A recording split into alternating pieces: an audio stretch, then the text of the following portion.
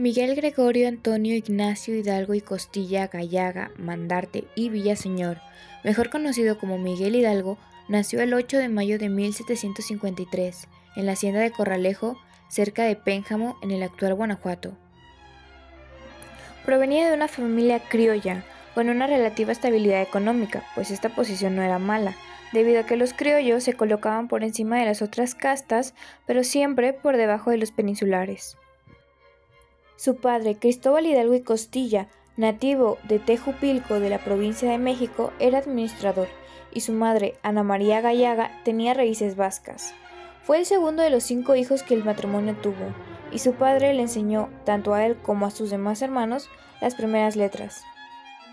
En 1765, Miguel Hidalgo y su hermano mayor, José Joaquín, comenzaron a estudiar en el Colegio Jesuita de San Francisco Javier, en Valladolid, hoy Morelia, a los 12 años.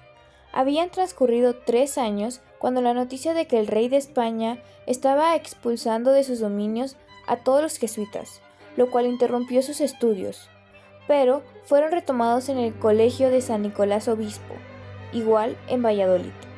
Ahí se le comenzó a llamar por el apodo del Zorro, al ser ágil con los razonamientos y cuestionamientos lógicos. Desde su infancia, destacó por su inteligencia y por su enorme curiosidad intelectual. Miguel Hidalgo obtuvo el título de bachiller en teología por la Universidad de México. Años después, recibió el orden sacerdotal el 19 de septiembre de 1778. Posterior a eso, y a pesar de ser muy joven, Miguel Hidalgo fue maestro en el Colegio de San Nicolás Obispo, mismo en el que había estudiado con anterioridad, impartiendo clases de latín, filosofía y teología. Igual, llegó a dominar el idioma del latín y del francés, y aprendió también nociones del otomí, náhuatl y purépecha. Entre 1787 y 1791 ocupó los puestos de tesorero, vicerrector y rector del Colegio de San Nicolás, donde al parecer uno de los primeros cambios que hizo fue mejorar el trato y los alimentos que se le daba a los alumnos, haciendo menos rígida la disciplina. En febrero de 1792, Hidalgo pasó al curato de Colima de forma interina. Se dice que como castigo a sus actitudes poco ortodoxas, aunque no duró el año en ese lugar. De 1793 a 1803 fue párroco en San Felipe Torres Mochas, Guanajuato, en donde su casa parroquial se le apodó la Francia Chiquita, porque en ella se tocaba música francesa, se interpretaban obras teatrales, se discutían ideas ilustradas y está de más decir que nada de esto era tolerado por la época, además de que mantenía un contacto cercano con indígenas, pobres de la zona y promovía las artes y oficios. Aunque sus actitudes e ideologías ilustradas eran poco convencionales, no se le podía hacer más que vigilarlo, ya que en sí cumplía con sus obligaciones como párroco, aunque eso no lo libró de ser acusado de hereje en 1800. El 3 de octubre de 1803, Hidalgo recibió la parroquia de Dolores e impulsó talleres productivos, como la alfarería, el curtido de pieles, la talabartería y la cría de gusano de seda, nuevos cultivos y defendió a los artesanos y campesinos de la corona. Su religiosidad se centraba en el bien común más que en el ritualismo escrito por la Iglesia. Entre 1804 y 1809 se expidió una real cédula sobre enajenación de bienes raíces y cobro de capitales para la consolidación de vales reales, y en 1807 Miguel Hidalgo adquirió una deuda que no se podía pagar para sus capacidades económicas del momento. Desde hacía varios meses, don Miguel Hidalgo se había hecho amigo de personas que pensaban, al igual que él, que la Nueva España no gozaría de sus riquezas mientras fuera colonia dependiente de la corona española. Este grupo fue formulando un plan revolucionario, y es justo en este clima de tensiones donde nace la conspiración de Querétaro, y para 1810 ya se había instalado varias juntas. Cuando la conspiración fue descubierta, meses antes de lo que se había planeado, Hidalgo tomó una decisión definitiva: actuar sin esperar más. La madrugada del 16 de septiembre de 1810, Miguel Hidalgo liberó a los presos, aprendió a los peninsulares y llamó al pueblo a levantarse. ¡Viva la Virgen de Guadalupe! ¡Que viva Fernando VII!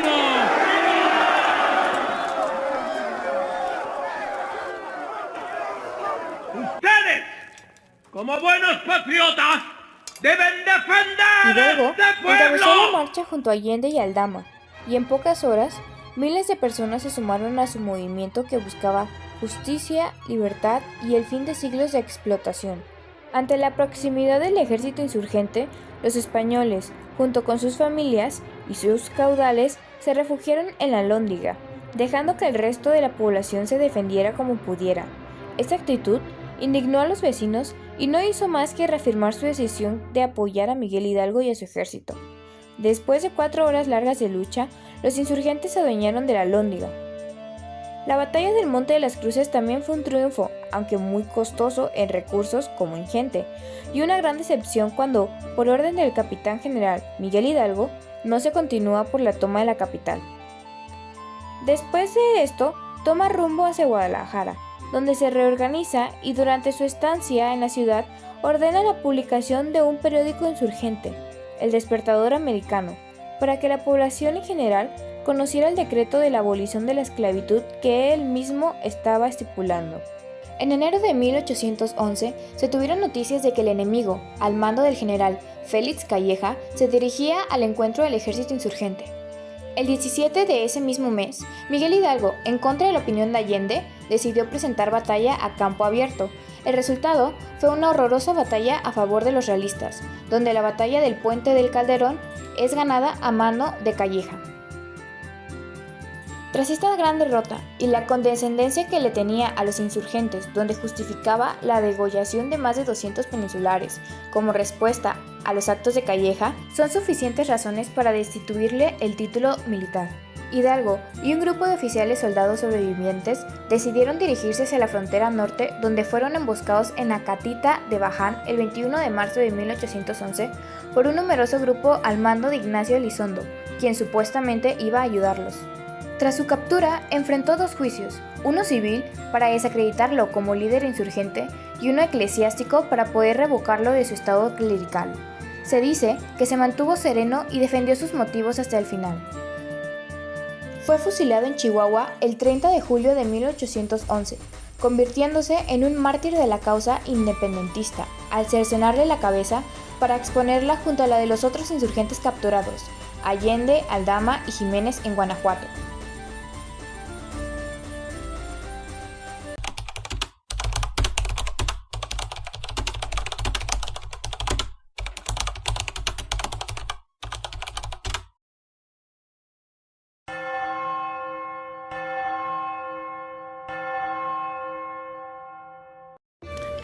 En la historia de México existe un personaje fundamental que dejó huella: José María Morelos y Pavón, sacerdote, militar, estratega, político y visionario. Morelos no solo peleó por la independencia, imaginó el país que México podría ser. Desde sus orígenes humildes hasta su liderazgo en un movimiento insurgente, Morelos construyó una ruta hacia la libertad, basada en disciplina, convicción y una sorprendente claridad de ideas. Este es el recorrido de la vida de un hombre que moldeó con su pensamiento y acciones el futuro de una nación entera. José María Morelos nació el 30 de septiembre de 1765 en Valladolid, actualmente Morelia. Su familia pertenecía a un sector humilde compuesto por trabajadores dedicados a labores del campo, pequeños oficios y actividades comerciales menores. Desde niño conoció la realidad de la desigualdad que marcaba la sociedad novohispana, un sistema regido donde las clases sociales altas, los españoles peninsulares y los criollos privilegiados controlaban la economía, la política y la vida diaria. El joven José María creció rodeado de la vida religiosa y la importancia de la iglesia que tenía en la sociedad colonial. La educación formal era limitada, pero desde pequeño destacó por su disciplina y la capacidad para aprender. Estas cualidades lo llevarían más adelante a cambiar su destino. A los 25 años, Morelos ingresó al Colegio de San Nicolás Obispo en Valladolid, una institución en donde la educación era estricta y donde varios pensadores novohispanos habían dejado huella. En ese momento, el rector del colegio era Miguel Hidalgo Costilla, quien sin saberlo influiría profundamente en la visión política y humana de Morelos. En el colegio, Morelos estudió gramática, filosofía, teología y materias religiosas. No era un estudiante común, ya que buscaba comprender la situación social del país, observaba las injusticias y reflexionaba sobre el papel de la educación. En 1797 fue ordenado sacerdote y desde ese momento comenzó su labor pastoral en regiones pobres. En septiembre de 1810, Miguel Hidalgo inició el levantamiento armado contra el dominio español. La noticia llegó rápidamente a Morelos y sintió que era momento de actuar. Dejó su parroquia y viajó para encontrarse con Hidalgo. Me parece que mejor debe ser usted comandante que no capellán. Lo necesito en las costas del sur. Pero yo no soy militar. No, ellos tampoco. Ninguno de ellos sabe de batallas ni de ejércitos. ¿Ven? Aquí estamos. Ellos, usted y yo. Así que regrese a sus territorios y levante un ejército cuanto antes. No tengo armas. Pues consígalas, Morelos. Consiga armas y hombres. Confisque bienes. Arreste gachupines y tome Acapulco. En ese momento histórico, Hidalgo reconoció sus habilidades y le encomendó una misión estratégica: extender la lucha insurgente al sur del país, una región clave para sus rutas comerciales y su población numerosa. Morelos aceptó sin reservas, ya que para él era momento de defender al pueblo y luchar por un país distinto. A diferencia de otros líderes insurgentes, Morelos tenía una visión militar organizada. Su ejército estaba formado por campesinos, artesanos, indígenas y mulatos. Sin embargo, Morelos estableció normas estrictas, prohibió saqueos, castigos injustificados y abusos en contra de la población civil. Su objetivo era generar el apoyo de las comunidades, no terrorizarlas ni destruirlas. Morelos también estructuró rasgos militares, creó rutas de comunicación y estableció centros de establecimiento. Pero su mayor logro militar fue la toma de Oaxaca en 1802, una ciudad clave para el sur del virreinato. La operación fue precisa, planificada y ejecutada con un nivel de estrategia que sorprendió incluso a sus enemigos. Además, Morelos insistió en no destruir la ciudad ni dañar a la población, mostrando nuevamente su disciplina y humanidad. En 1813, Morelos convocó al Congreso de Chilpancingo con el objetivo de crear un gobierno independiente. Este fue un acto político extraordinario, pues estableció por primera vez una base constitucional para México. Durante el Congreso presentó su documento más famoso, Los Sentimientos de la Nación. En él marcó principios fundamentales para el país que él soñaba. México debería ser independiente de España, la esclavitud debería de abolirse, las castas y privilegios deberían desaparecer, la soberanía pertenecía al pueblo, no al rey, las leyes deberían de proteger a los pobres, la educación debería de ser para todos. Este documento no solo guiaba la lucha insurgente, sino que también sentaba las bases de un proyecto nacional moderno. El virreinato entendía que Morelos era el mayor peligro para la corona española en América. En 1814 y 1815 enviaron miles de soldados a capturarlo. La presión militar fue constante y brutal. La insurgencia, cada vez con menos recursos, comenzó a fragmentarse. En noviembre de 1815, mientras intentaba proteger el Congreso insurgente, Morelos fue capturado. Su juicio fue largo y buscó desacreditarlo, pero él mantuvo su dignidad. Esta ceremonia de degradación sacerdotal te aparta de la facultad de celebrar la misa como castigo a tu ofensa a nuestra sagrada religión, que recibiste en la unción de manos y dedos.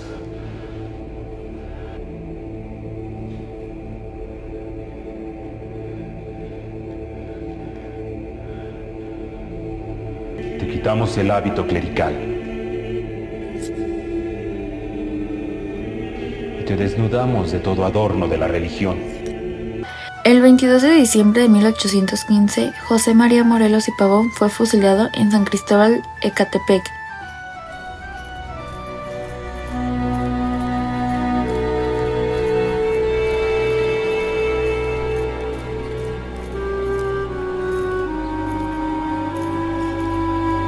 En el nombre del Padre, del Hijo, del Espíritu Santo. Amén. Amén. Me permitiré su crucifijo.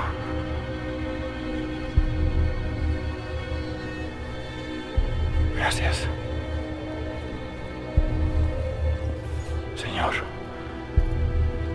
sabes si he obrado bien.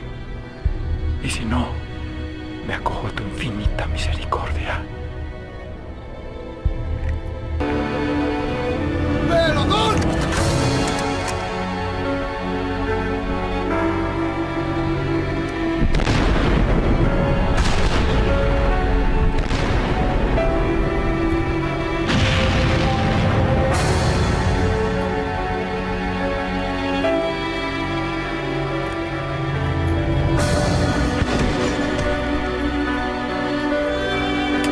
Sus últimas palabras reflejaron su entrega total a la causa de la libertad.